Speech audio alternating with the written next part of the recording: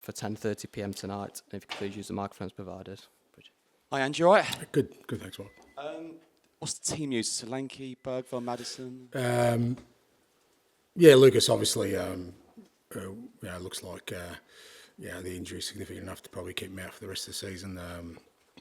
He just tweaked the ligaments in his ankle, and so he's out. Dom's not too bad. He's still a bit sore from last night, but we don't think it's anything serious. Obviously a doubt for the weekend, but as I said, we're hoping it'll settle down pretty quickly. Matt is a bit more of a concern because it's a knee. We've sent him for a scan and just waiting to hear the outcome. And Son? Sonny's working hard. He's he's progressing. Still doing the individual, but he's out on the grass. Feels better every day. So he's we'll see how he's going by Thursday, whether he's available for Thursday. It was a really good night last night.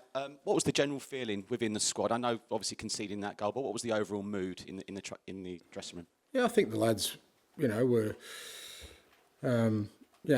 pretty pleased with the way we played, and obviously, what you want after the first game is if you possibly get an advantage. It's always a good thing, but what you do want is to make sure that you put in a strong performance. And similar to the Frankfurt game, I don't think we got the reward our performance deserved, but when you put in a performance, it gives you belief and confidence about what's to come. And, it's halfway in the tie, but, we've given ourselves a good chance of progressing if we can perform the same way.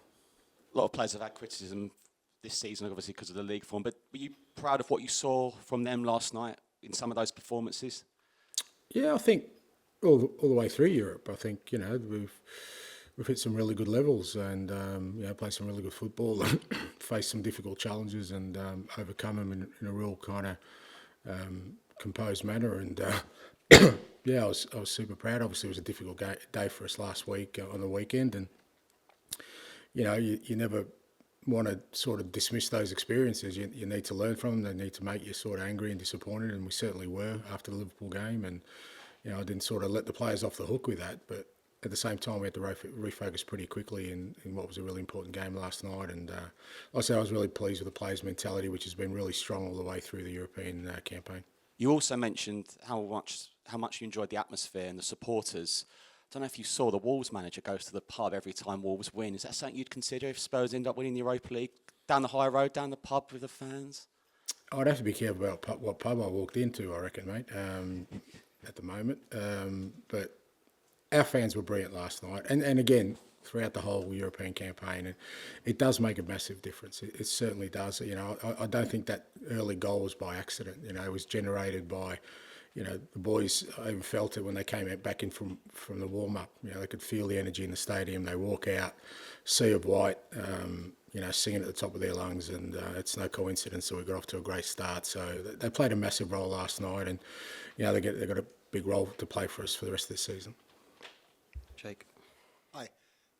Fair to say, last night and certainly the second leg against Frankfurt, you've adopted a style that we haven't seen much of in the Premier League, perhaps more willing to give up possession at times as well. Is that a style we could perhaps see more going forward in Premier League football?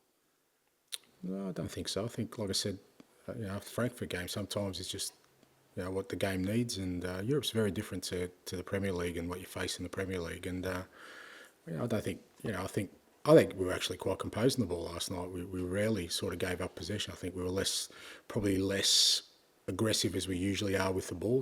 We went over the top a couple of times, but that was with good effect. It wasn't sort of just blazing into spaces. It was things that we designed, and I thought we showed great composure on the ball. We slowed it down at times last night, which I think we needed to, because Bodo really like a high tempo game, and I thought the lads handled it really well, and I thought our pressing, for the most part was really good too, because again, it didn't really allow them to get much rhythm, and that made they only got into our box 2 times, I think, the whole game. So I think overall it was a really good sort of execution of our plan.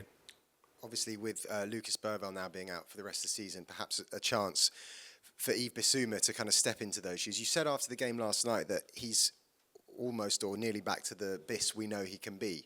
What does that look like as far as you're concerned? What would the best of him be? Well, what you saw last night, it was really committed to sort of fulfilling his role in terms of I thought him and Rodri had key roles last night because, again, Bodo kind of side who, with their two advanced midfielders like to sort of get into little pockets of space and cause problems. And I thought, Biss and Rodri just worked really hard to deny them that space. And then on the ball, again, I think both of them showed the composure that we know they have.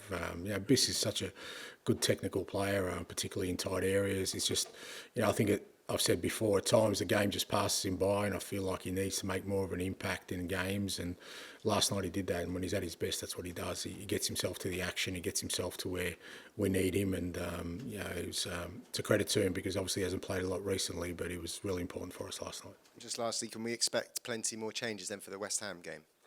Yeah, likely. Yeah, I think it's important for us. Because of we're all, obviously it's a quick turnaround, and we've had our issues this year. We continue to have issues because it's just the way our season's going, and at the same time, it just goes to show you how important it is that the players who are playing are ready to go. Like you said with Biss last night, so. We'll make changes to make sure that we put in a strong performance. We want to put in a strong performance. We're disappointed with last week, but also give some players a rest, but also get some players up to speed because who knows who we're going to need for next Thursday night. You've been so unfortunate with innocuous training ground injuries this season. I mean, what exactly happened with Lucas? Was it just an awkward turn or a tackle? Yeah, just something you see all the time. That wasn't a tackle. He was on his own. He just went to turn and just his ankle gave way. So it's just one of those things. Similarly to Dom and a couple of others we've had at training, were just things that happen. And obviously, he's a teenager, a potential final on the cards. What do you say to someone so young that clearly must have been absolutely crushed by it? Yeah, hugely disappointed. Well, there's not much you can say except for, I think every experience in life and in football, makes you stronger, makes you appreciate what you have. And he's got an unbelievable career ahead of him for sure. But I say to the guys all the time, we've got to take what's before us now because we can all assume that it might happen next year or the year after, but you just don't know. That's sometimes life works in mysterious ways, and it's denied Lucas the opportunity to play in a big game last night. He's been a massive contributor to us, but I've got no doubt he'll come back stronger from that. And like I said, it's sometimes we look at footballers and their careers and we think they've got it all good, but every player has to go through setbacks at different times for different reasons, and it's all part of what makes them stronger and allows them to grow, and I'm sure it will with Lucas. Before about Pedro Porro's fitness, but his quality on the ball. I mean, the ability, the diagonal balls, the crosses. What's it like to have kind of almost like a playmaker as your right back? Really? Yeah, I think really important, and it's something we're kind of continually working on to get him on the ball in more sort of key areas, and also work on his positioning a little bit as well. And he has such quality on, with his ability to hit the longer pass, but also the quality of his crosses. Every time he puts the ball in the box, whether that's a set piece or just a cross in general, it causes opposition's problems. And he's been, he's like I said, he's played more than anyone else this year. He's been unbelievable for us, not just in his durability, but which has been important because with so many players going down, we've needed at least a few to be durable like he has, but also the quality show. George. Hi, and you've obviously made a lot of changes in the Premier League around these European games, and you've not got the results in the Premier League, but you have got the results in Europe. You kind of feel a sense that even though it's not working in the Premier League, this is working to get the club to the goal it wants. Look, I just don't think we had any other choice. I just don't, like I said, we can try and protect players, but it's just the way our season's gone. And even in recent times, I think we've managed the squad really well. Where all our players are in good physical conditions. The injuries we've had recently are all stuff that you just can't out of your control. And I think we can't put players at risk in the league when we know what's the importance of what we have in front of us in terms of the Europa League, and like I said, balancing that off with guys having to get game time as well. So there's no doubt it's when you're making 7, 8, 9 changes that I make, that has an effect on the team in the Premier League for sure, because you're usually playing against teams that are rested, that are settled, and it's a massive ask. But I think it's been necessary. It's painful, unfortunately, but hopefully we get to reap the rewards of that. And Archie Gray played last week at Anfield, obviously a tough afternoon for him. How has he kind of reacted this week, and how much will he learn from that type of experience? Yeah, look, he'll learn enormously, and again, that's another example of no career is linear. Just because you start well doesn't mean it always goes well. There are always challenges for young players, and look, Archie's been outstanding for us this year, and he was disappointed, with the way the Liverpool game went, but he's cracked down to training now, and he'll get another opportunity, and he'll grow from that. I think he'll learn from that. I think the more we expose our young players to those kind of environments, we've seen the growth in others, and including him this year. And I've got no doubt he'll come back stronger than ever. And again, it's all part of the process of becoming the footballer he wants to be. And just finally, with next week's second legs, obviously on an artificial surface, I remember with Tamworth, you trained the day before, I think, on your own dome.